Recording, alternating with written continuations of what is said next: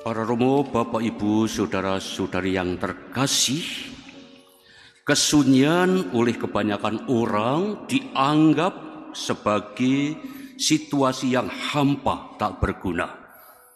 Banyak orang berusaha lari dari kesunyian, tidak suka bahkan takut dengan kesunyian. Orang lebih cenderung dan suka memasuki dunia ramai dengan berbagai variasi kesibukannya karena merasa lebih mendapat arti hidup.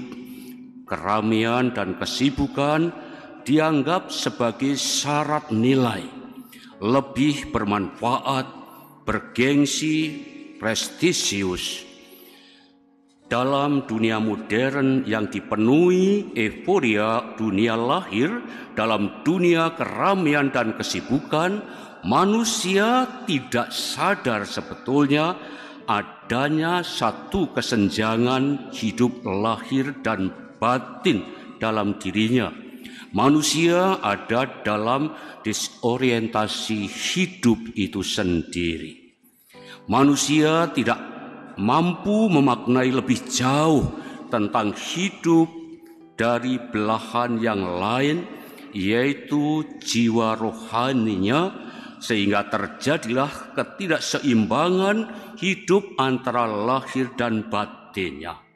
Dengan demikian, sebenarnya manusia berlaku tidak adil untuk diri sendiri dan sesamanya, yang akan membuat penderitaan dalam dirinya dan sesamanya, karena ada situasi di dalamnya keterpecahan, keterpisah-pisahan dan perseteruan antara jiwa dan raga, yang lahir dan yang batin, sehingga tidak membawa keutuhan, tidak membawa kesatuan yang mendamaikan. Mereka melupakan tugas utama untuk Tuhan dan sesama karena hanyut dalam pencarian hal-hal materi yang menyenangkan diri dan nafsu mereka yang lahiriah. Kita dengar bagaimana situasi itu tadi dengan jelas diungkapkan dalam nubuat Nabi Yeremia. Gembala-gembala yang mestinya sungguh-sungguh memperhatikan domba-dombanya, karena memburu kesukaan duniawi semata-mata, lupa akan tugas perutusan dirinya yang diberikan oleh Allah itu. Para raja tidak ada satu refleksi hidup dalam batin, jauh dari Tuhan dan umat Allah, malah membuat umat Allah tercerai-berai, yang semestinya memang harus umat Allah dibimbing untuk kesatuan dan kebersamaan yang mendamaikan, yang menenteramkan.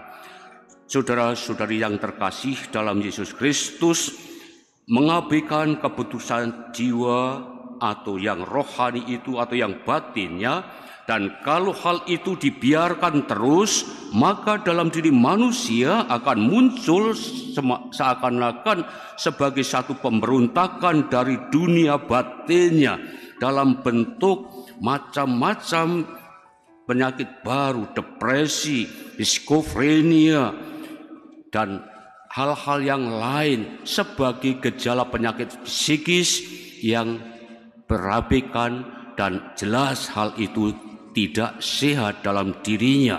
Dan untuk mengatasi hal itu penting kita meneladan apa yang dilakukan Yesus bersama para muridnya. Yesus selalu melakukan semacam doa kontemplasi. Ia akan senantiasa memberikan contoh bagaimana menjaga hubungan yang baik dengan Bapa yang mengutusnya untuk selalu menghidupi yang rohani itu. Ia tidak larut dalam dunia ramai.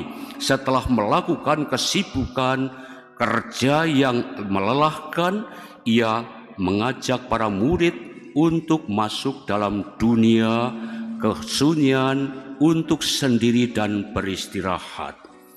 dalam kesunyian, dalam kesendirian dan istirahat itu bagi Yesus adalah doa, bukan lamunan, bukan menggantang asap, tetapi melakukan doa, kontemplasi.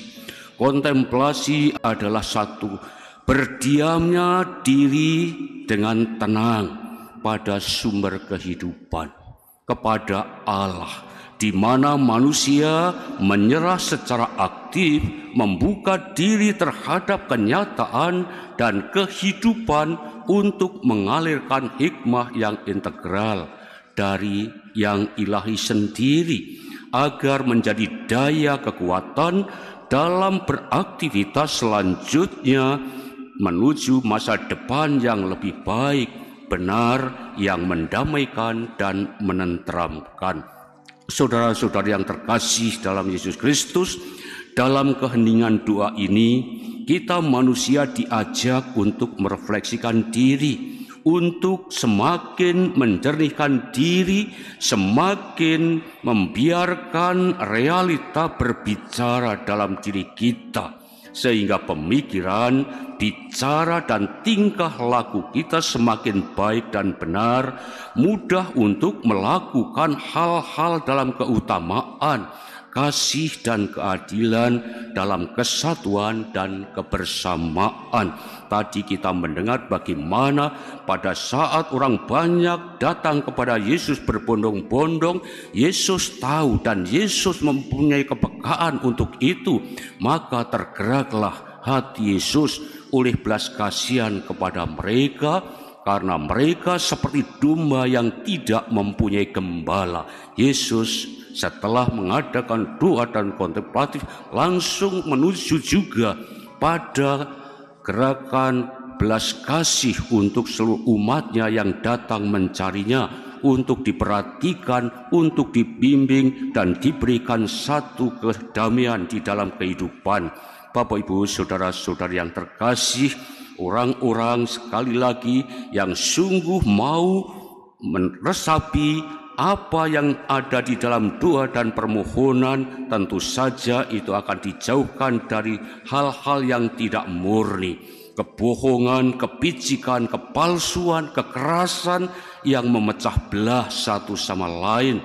Karena dalam doa kontemplasi ada satu keseimbangan antara hidup yang rohani dan jasmani sebagai satu kesatuan yang utuh, yang dilindungi, yang dibimbing oleh Roh Ilahi sendiri yang meraja dalam pribadi Yesus Kristus Tuhan, Gembala yang baik, Gembala yang penuh kasih, dan Gembala yang selalu memberikan keadilan kepada kita. Orang yang berkontemplasi, orang yang berdoa secara intens, tidak pernah terasing dari diri, sesama, dan alamnya sendiri. Tetapi justru dengan kontemplasi ini semakin dieratkan, semakin dipersatukan yang rohani dan jasmaninya oleh roh sumber kehidupan. Sehingga hidup manusia menjadi lebih nyaman, menjadi lebih kerasan, lebih peka, lebih perhatian, penuh hormat, rendah hati, adil dan penuh kasih kepada apa atau siapapun yang dihadapi, kapan atau dimanapun keberadaannya. Saudara-saudara yang terkasih, karena di dalam doa dan kontemplasi secara integral itu eksistensi hidup manusia, hidup kita selalu akan dilingkupi, dilindung dan dibimbing oleh daya kekuatan ilahi yang sungguh-sungguh mendamaikan, menenteramkan dalam kesatuan yang harmonis dalam diri, sesama dan alamnya dengan Tuhan Sang Pencipta, sumber damai sejahtera bagi seluruh umat manusia. Amin. Bapak, Ibu.